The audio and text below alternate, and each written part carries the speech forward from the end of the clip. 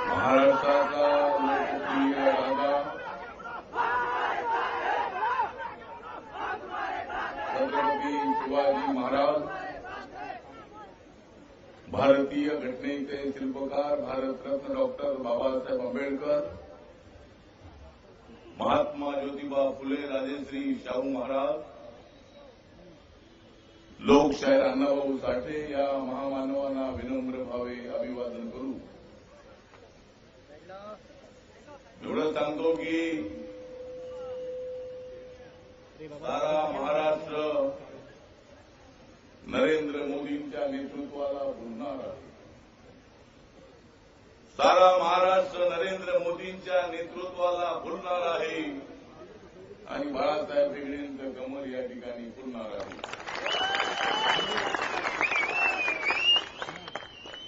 या जिल्ह्यामध्ये भाजप आरपीआयचे लोक निवडून येणार आहेत कमीत कमी 10. या जिल्ह्यामध्ये भाजप आणि आरपीआयच्या युतीचे उमेदवार निवडून येणार आहेत कमीत कमी 10. कारण आपल्या पाठीमागे मजबूतीनं उभे आहेत अमित शहा. तुम्ही सर्वांनी आमच्या सोबतच राहा. तुम्ही सर्वांनी आमच्या सोबतच राहा आणि 19 तारखेला बघा आणि 19 तारखेला आमचा मुख्यमंत्री पहा.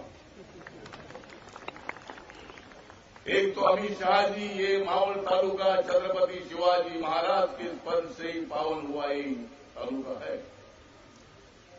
इसका नाम मावल है और जिन मावलों ने मतलब छत्रपति शिवाजी महाराज की लड़ाई बहुत मजबूती से लड़ने का काम किया था. जिस तरह शिवाजी महाराज ने अपने दुश्मनों को चारी मुंडिया चित किया,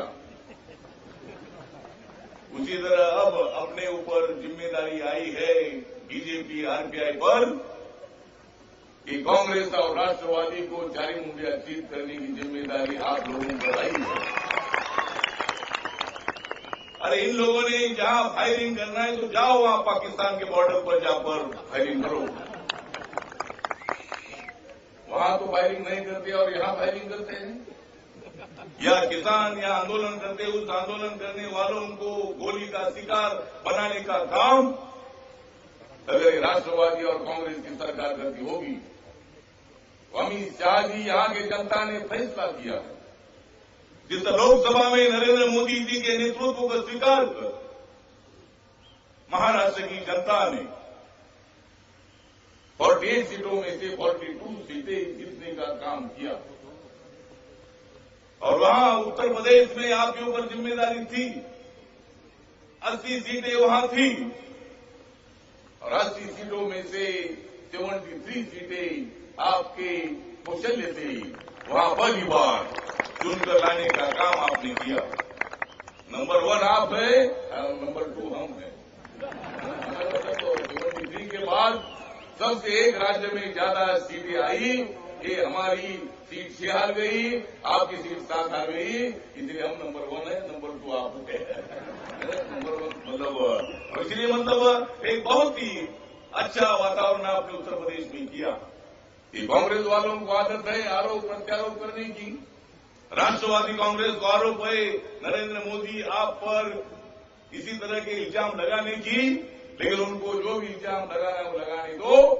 लेकिन नरेंद्र मोदी और हम सब लोग, आप सब लोग, हम देश के 125 करोड़ जनता के लिए हम काम कर रहे हैं. कौन कौन बोलते हैं नरेंद्र मोदी जी, अमित शाह जी मुसलमानों के खिलाफ है. शिवाजी महाराज भी मुसलमानों के खिलाफ नहीं थे. नरेंद्र मोदी और अमित शाह भी मुसलमानों के खिलाफ नहीं है. और हम सब लोग यहाँ का हिंदू हो या मुसलमान हो, दलित हो या पिछड़ा हो, आदिवासी हो, सबको न्याय देने के लिए अपनी सरकार काम करेगी. बड़ा तुम अभी तुम्हारा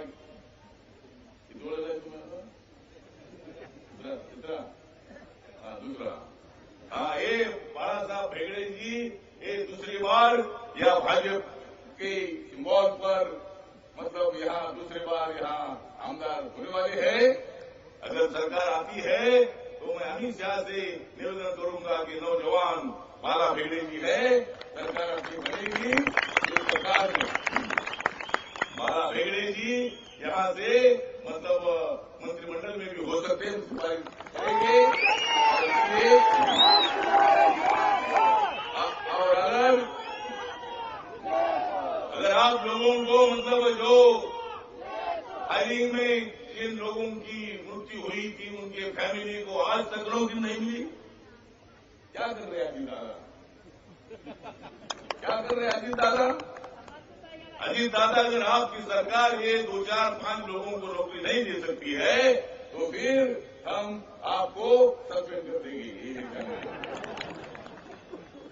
क्या कर रहे हैं? और इसलिए रिपब्लिकन पार्टी जो है बाबा साहब अम्बेडकर जी की पार्टी, हम बीजेपी के साथ जरूर है, कॉमन मिनिमम प्रोग्राम पर हम जरूर है।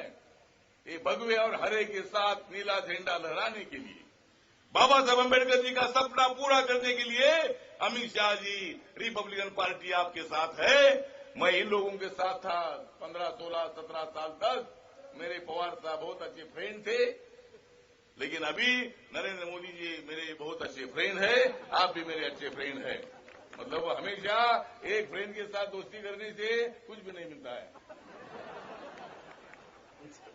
और इसीलिए एक कोई नेता है वो मतलब नकल करने में बहुत ज्यादा एक्सपर्ट है, और वो बोलता है कि भाई ये बेड़ू गुड़ी मारते हैं, लेकिन मेरी बेड़ू गुड़ी नहीं है, मेरी मतलब ढाने आवाज की मेरी उड़ी होती है, ये मेरी मतलब बिबड़ी आवाज की उड़ी होती है। और मेरी उड़ी अगर तेरे नरडे पर आ जाएगी तो क्या होगा देख ले। और मेरी मत करो कोई भी नकल, मेरी कोई भी मत करो नकल, नहीं तो मैं कर दूंगा तेरा टक्कल। हमारी पार्टी के लोग कितनी चुनकर आए छोड़ दो, हमारी पार्टी एक मिलिटेंट पार्टी है, बलिदान देने वाले कार्यकर्ताओं की बहुत जबरदस्त फौज मेरी पार्टी में काम करती है। ठीक बात है, हमारे पार्टी को अभी तक सिंबल नहीं मिला और अभी सिंबल लेने के लिए हम कोशिश कर रहे हैं, लेकिन इसी तरह की नक्कलबाजी करने का काम मतलब इसी तरह नहीं करना चाहिए। किसी का अपमान करने की कोशिश नहीं करनी चाहिए। हम तो किसी का अपमान नहीं करते हैं, लेकिन ये नेता बोलता है कि जब उद्धव ठाकरे जी ने मुझे बोला था कि तुम हमारे साथ आइए, तुमको डेप्यूटी सीएम मैं बनाऊंगा, मैंने बोला कि आप ही सीएम बनेंगे, नहीं मुझे मालूम नहीं है, तो मैं कैसा बनूंगा।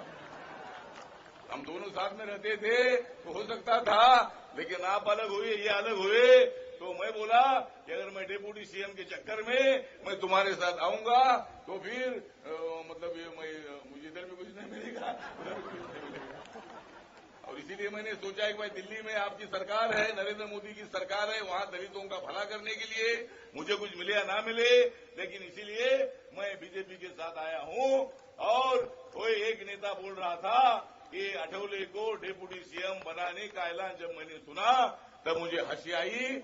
अरे भाई तुमको काहे के लिए हंसी आई? तुमको हंसी काहे के लिए आई? लेकिन मैंने जब सुना था कि ये मुझे हंसी आई, ऐसा बोलने वाला जो नेता है वो नेता बोलता है कि मुझे महाराष्ट्र मेरे हाथ में दे दो, मैं सोना कर दूंगा। तू क्या सोना करेगा? नासिक का कोर्सा किया और तू क्या सोना करेगा? नासिक में सत्ता दे दिया, वहां तो कुछ नहीं काम हुआ 2.5 साल में, और अभी बोलते हैं कि इनकी 4-5 सीटें आएगी, 5-6 सीटें आएगी, और ये बोलते मुझे मुख्यमंत्री करो। और जब मैंने सुना कि भाई मुझे मुख्यमंत्री करो ऐसा जब ये बोले तब मुझे रोने के लिए आ गया। ये ऐसा अगर मुख्यमंत्री मतलब बन जाएगा तो पूरा महाराष्ट्र का सत्यानाश होगा, महाराष्ट्र जलाने का काम ये करेंगे, बुझाने का काम अपने को करना होगा। और इसीलिए मैं ज्यादा बात ना करते हुए मैं अमित शाह जी से इतना बताना चाहता हूं कि रिपब्लिकन पार्टी जिसके साथ आती है, हमारी पार्टी में गुट होते हैं, गुट होने दो, वहां खाली नेता होते हैं, मेरे साथ जनता होती है। और इसीलिए जब जब मैंने कांग्रेस का समर्थन किया, राष्ट्रवादी का समर्थन किया, तब ये लोग सत्ता में आए हैं। और मेरी पार्टी आपके साथ है, गांव गांव का दलित आपके साथ है, नीला झंडा वाला आपके साथ है। और इसीलिए आपको डरने की कोई बात नहीं है। ये कांग्रेस वाले डर गए हैं, ये राष्ट्रवादी वाले डर गए हैं। हमारी सत्ता आएगी, बीजेपी और आरपीआई की महायुति की सत्ता महाराष्ट्र में आएगी, और यहाँ का मुख्यमंत्री या बीजेपी का बनेगा। इन्हीं शब्दों के साथ आप लोगों का साथ अगर मिलेगा आप सभी लोगों का एक ताकत से हमको साथ, तो हम दे देंगे कांग्रेस राष्ट्रवादी को लाभ। तो ये काम अपने को करना है और इसीलिए मैं ज्यादा वक्त ना लेते हुए बाळा भेगडेजी जो मतलब म्हणून मी तुम्हाला एवढं सांगतो की बंद करा तुम्ही तुमच्यामधले सगळे झगडे, बंद करा तुम्ही तुमच्यामधले सगळे झगडे आणि निवडून द्या बाळासाहेब भेगडे आणि चांगल्या मताने त्याला निवडून द्या अशा पद्धतीचं आवाहन करतो। आणि कमळ हे जे निशाण आहे हे निशाण 2500 वर्षापासून चालत आलेलं आहे। अमित शाह जी बुद्धा के कार्यकाल में कमल को बहुत बड़ा महत्व था। पहले ऐसा था कि कमल के बारे में मुझे कांग्रेस वालों ने सिखाया था कि कमल बीजेपी का है, इसीलिए मैं इसका विरोध करता था। लेकिन मैंने जब इतिहास पढ़ा तब मुझे मालूम हुआ कि कमल जो है बुद्धा के कार्यकाल से आया है और कमल ये सिंबल बीजेपी ने ले लिया है।